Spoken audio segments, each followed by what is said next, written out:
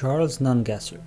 Charles Ganser was a French ace pilot and adventurer best remembered as a rival of Charles Lindbergh. Ganser was a renowned ace in France, rating third highest in the country for air combat victories during World War I. After the war, he came to the United States, where he flew airplanes in such movies as Dawn Patrol. It was during the time he flew airplanes for movies that he got the idea to fly solo across the Atlantic Ocean. Eventually, Ganser made good on his idea and set off on an attempt to make the first non-stop transatlantic flight from Paris to New York. He was flying with wartime comrade Francois Collet in their plane, the White Bird. Collet was already known for making historic flights across the Mediterranean and had been planning a transatlantic flight since 1923 with his wartime comrade Paul Tarascon, another World War I ace. When Tarascon had to drop out because of an injury from a crash, Ganser came in as a replacement. Ganser and Collet took off from Paris on May 8 of 1927. Their plane was sighted once more over Ireland and then was never seen again. The disappearance of Ganser is considered one of the great mysteries in the history of aviation, and modern speculation is that the aircraft was either lost over the Atlantic or crashed in Newfoundland or Maine. 2 weeks after Ganser and Collet's attempt, Charles Lindbergh successfully made the journey, flying solo from New York to Paris in spirit of St. Louis. Sir Charles Edward Kingsford Smith. Sir Charles Edward Kingsford Smith was a well-known early Australian aviator. In 1928, he made the first trans-Pacific flight from the United States to Australia. He almost didn't live to set world records in aviation. As a boy living in Australia, young Charlie Smith was rescued from certain drowning at Sydney's famous Bondi Beach by bathers who just 7 weeks later were responsible for finding the world's first official surf-like saving group at Bondi Beach. During World War I, he served in Gallipoli and eventually earned his wings. He was shot down and had part of his foot amputated as a result. Yet, he continued to fly in the US as a barnstormer, and then back in Australia as a pilot and aviator. On May 31st of 1928, Smith and his crew left Oakland, California to make the first trans-Pacific flight to Australia. The flight was in 3 stages. The first, from Oakland to Hawaii, was 2,400 miles, which took 27 hours and 25 minutes and was uneventful. They then flew to Suva, Fiji, 3,100 miles away, taking 34 hours 30 minutes.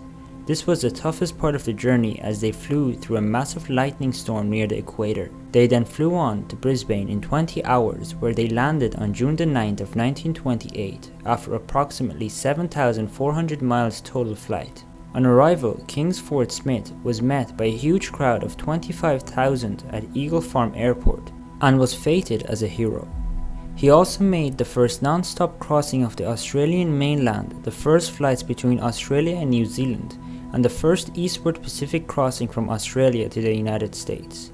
He also made a flight from Australia to London and set a new record of 10.5 days. Smith and co-pilot Tommy Pettibridge were flying the Lady Southern Cross overnight from Allahabad, India to Singapore as a part of their attempt to break the England-Australia speed record held by C.W.A. Scott and Tom Campbell Black when they disappeared over the Andaman Sea in the early hours of November 8th of 1935.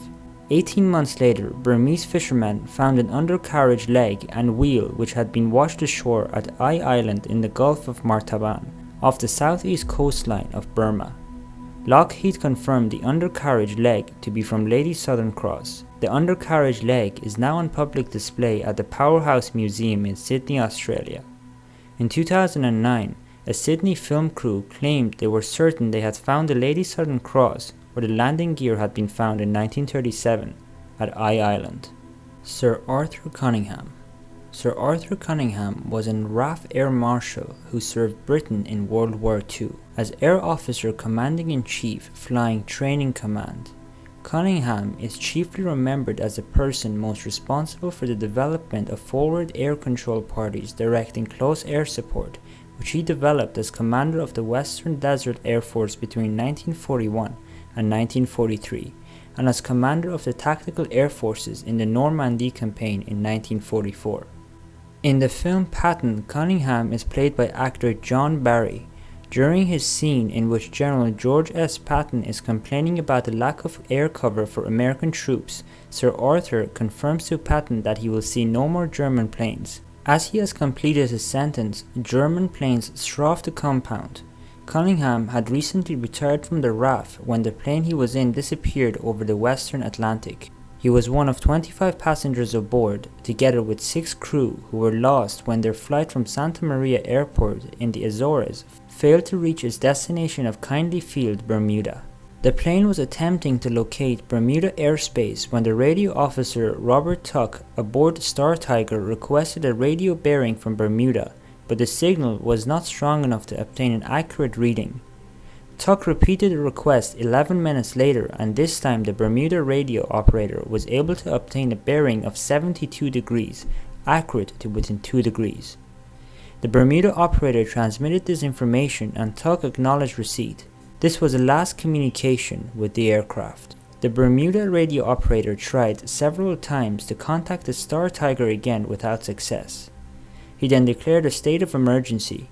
He had heard no distress message, and neither had anyone else, even though many receiving stations were listening on Star Tiger's frequency. The USAAF personnel operating the airfield immediately organized a rescue effort that lasted for 5 days. 26 aircraft flew 882 hours in total, and surface craft also conducted a search, but no signs of Star Tiger or her 29 passengers and crew were ever found. The disappearance of the Star Tiger baffled the official British investigation, which could offer no explanations for why the plane had disappeared. The disappearance of the Star Tiger is one of the founding mysteries that led to the development of the concept of the Bermuda Triangle. Amelia Earhart. A renowned aviator in 1937, Earhart was attempting an around-the-world flight with her co-pilot Fred Noonan in a Lockheed Model 10 Electra. Earhart disappeared over the Central Pacific Ocean near Howland Island. Apparently lost and possibly unable to hear radio transmissions trying to direct her to the airfield on tiny Howland Island, it is assumed Earhart and Noonan ran out of fuel and either crashed or ditched in the Pacific Ocean. Fascination with her life, career, and disappearance continues to this day, with many theories surrounding her disappearance and possible survival of the airplane crash.